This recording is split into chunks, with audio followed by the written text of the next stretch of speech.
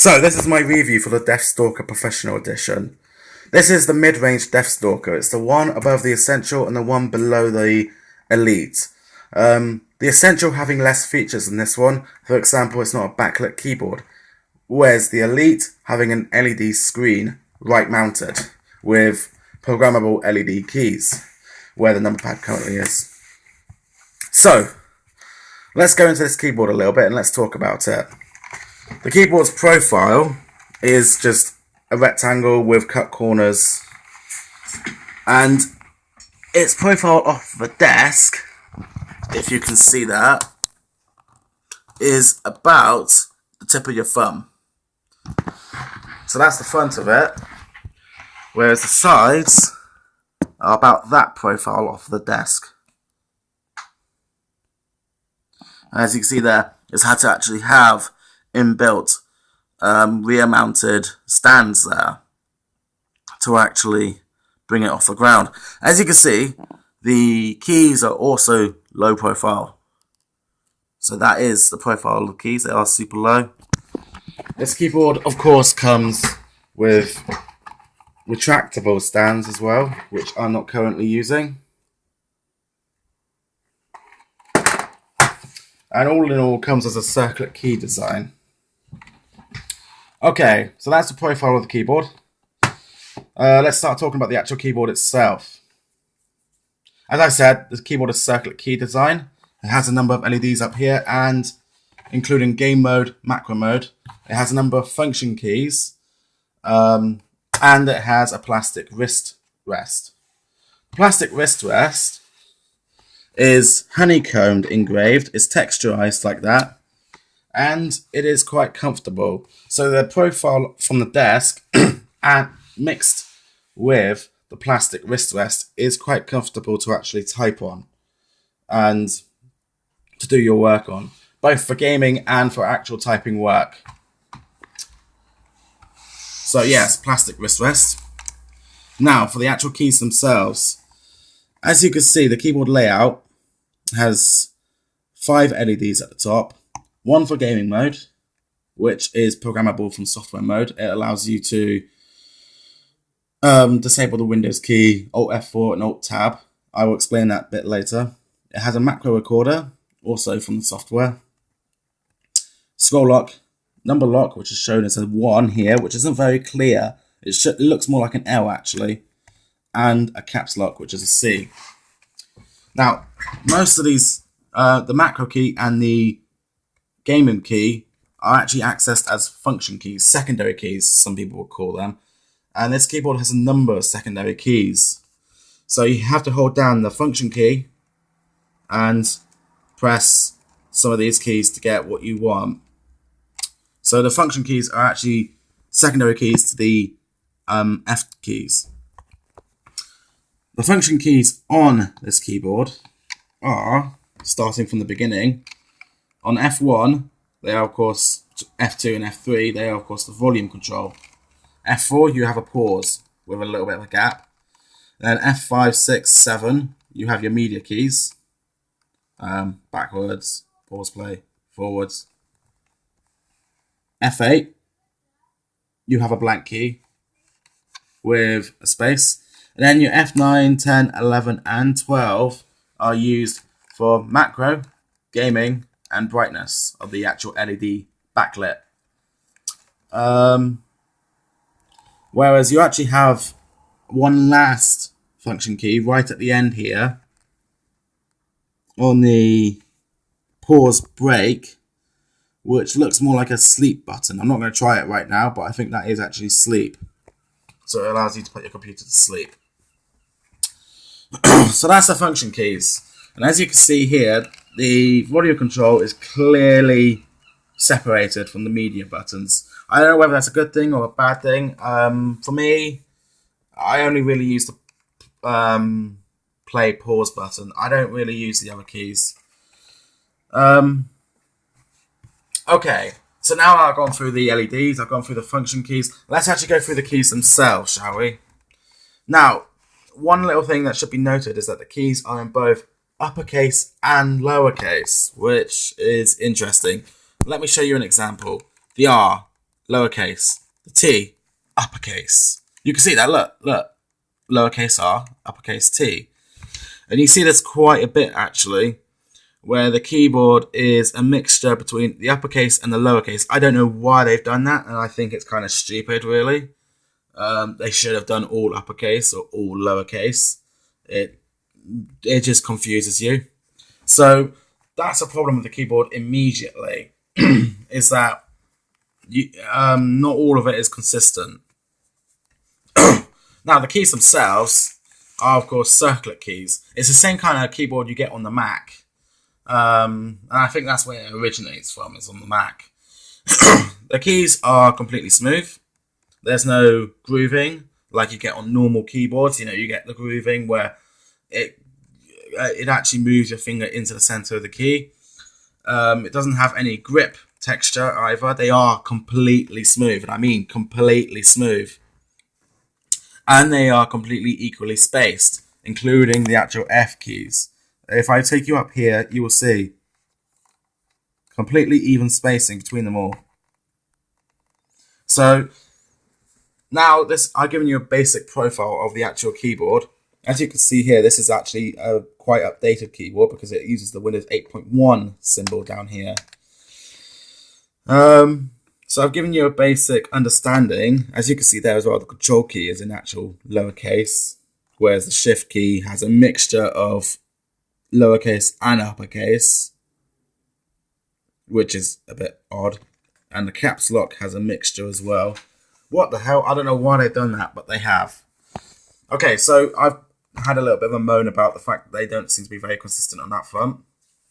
Let's talk about the keys themselves. As I said, I've been using this keyboard for the last couple of months, and I've used it to complete not only quite a bit of typing and programming, but also Shadow of Mordor.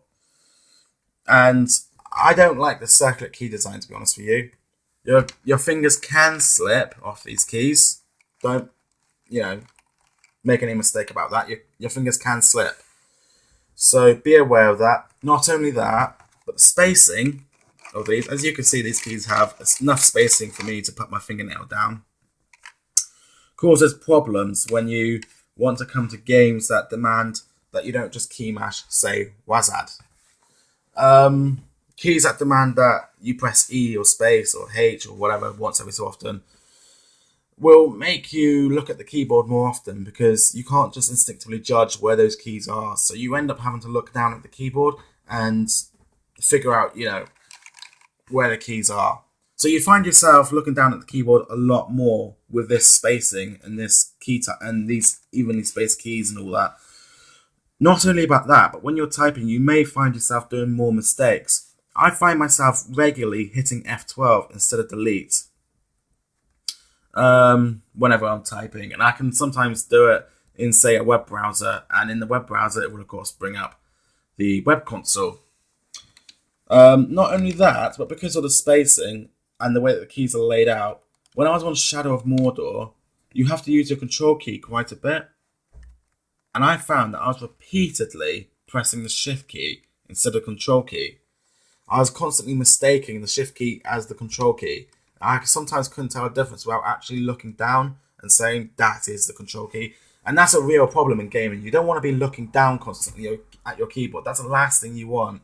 Not only that, but because of the spacing of these keys, I also strain my muscles in my hands a little bit and stuff. So it's not the greatest thing in the world, these keys. And it's my main gripe about this keyboard. In fact, everything else about this keyboard is great, apart from the keys. But then again, you might say that the keyboard is then useless, which it is in reality. I mean, if it's got crap keys, it's a crap keyboard. But anyway, so I've gone over the keyboard a little bit. Let's go over the software a bit more. The software is really tight and really well done, really proper. So let's start at the beginning here. As you can see, the very first screen you're actually presented with, this is the Razer Synapse software, which comes with the keyboard, is the actual keyboard. And this keyboard is fully clickable on the screen, and you can actually select individual keys and select profiles for them and whatnot, which is really good. You can attach any profile you require and any macro you require for a specific game. So you can actually have profiles specifically designed for a game and then specific keys designed for that game to do stuff. I've never actually had to record any macros before, so I'm a bit sort of, I don't know what I'm on about there.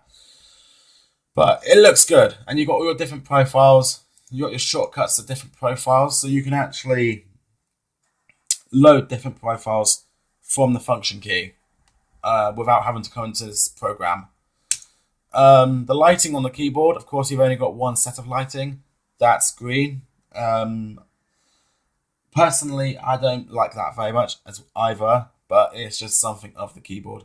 You can choose whether it pulsates or the brightness of it, which is basically the same as these function keys, but in terms of software. And you got your gaming mode, which is what I was explaining earlier about about this one here. So your gaming mode allows you to select certain things to disable. Here, I've only disabled the Windows key at the moment, but you can select to disable the Alt F4 and the Alt Tab. At the moment, as you can see, I've just pressed the function gaming key now, and you can see that it's on. So the function gaming key, this one here, directly relates to the software, and you can choose exactly what you want to actually disable when you go to gaming mode, which is very cool. I really like that. Now, as for macros, again, I don't know too much about the screen, but the macro, I did test it a little bit, and I applied a macro to the H key, for example, and I was able to record quite a few number of very complicated actions doing it. It is very good, and you can program almost any key. And this piece of the software relates directly to the macro recorder. So this is the actual macro recorder software on your computer itself, and it allows you to attach the macro to almost any key here. You can select the key and you can select the macro, select the profile, etc. So the software for this keyboard is very good. It's complete and it's precise. But unfortunately, the keyboard itself is let down by this stupid circlet key design. And it's a bit of a shame, really, because Razer have no high-end keyboards anymore without circuit key design. I mean, all their other keyboards that don't have circuit key design are like World of Warcraft keyboards that are quite a bit lower than this one. They're more like in the 50 quid range, whereas this one's more like in the 70 quid range. So all of their high-end boards, which is the DeathStalkers at the moment, are all circuit key design and all like this with absolutely smooth keys, equal spacing, etc. And you can't tell the difference between the keys, which is a bit of a shame. They decided to put all their eggs in one basket when it comes to membrane keyboards. I mean, if you look at their mechanical keyboards, of course they're different, but their membrane keyboards are all their high ends are set up like this, which is a shame because due to the keys and due to the fact that despite the excellent response time and the anti-ghosting functionality that's built into this keyboard, I simply cannot give it even an 8 out of 10 because the keys are just absolutely useless in the game. It's more like a 6.5 to a 7 maximum. So if you're an actual gamer, I recommend you probably don't get this keyboard. I recommend you probably go down to a cheaper keyboard if you have to, but don't get the circuit key because you'll find your fingers slipping, you'll be making mistakes, and you'll be straining yourself to actually commit to some of the moves you need to. Unless you're playing something like Counter-Strike or Call of Duty. In those cases, this keyboard can work quite well, but you might find yourself still slipping. So yes, to sum up, I've decided to give this about a 7 out of 10 due to the keys. Everything else about the keyboard is pretty much perfect. I love it, but I just don't like the keys. So there you have it. Razer DeathStalker Pro review. It's the middle of the range. Not quite professional, but not quite elite, but also not essential. So there you have it. 7 out of 10.